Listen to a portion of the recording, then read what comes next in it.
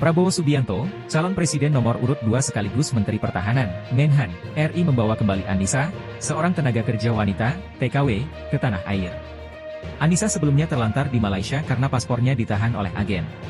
Awalnya, Prabowo menerima aduan soal Annisa dari seorang ibu-ibu saat Prabowo berziarah ke makam orang tuanya di Taman Makam Karet Bifak, Jakarta Selatan tepat sehari usai perhelatan pemilu, 15/2.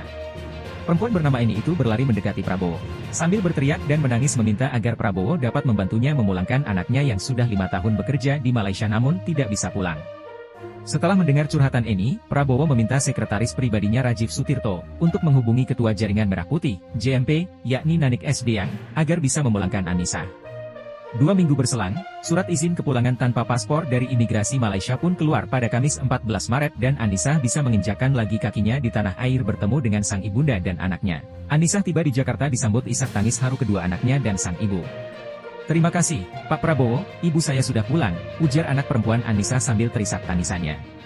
Eni pun turut terharu dan mengucapkan rasa terima kasihnya pada Prabowo karena telah berhasil membawa kembali pulang Annisa ke Indonesia. "Pak, terima kasih ya Pak Prabowo, telah membawa anak saya pulang ke Indonesia," ujar Eni. Untuk kepulangan Annisa, Prabowo meminta Nanik berkoordinasi dengan berbagai pihak, termasuk Wamenaker Afrian Syahnur agar bisa mendesak Adnaker di Malaysia untuk mencari keberadaan Annisa. Tepat 19 Februari 2024 keberadaan Annisa akhirnya diketemukan, Nanik pun melapor kepada Prabowo untuk terbang ke Kuala Lumpur, Malaysia dan menemui Annisa.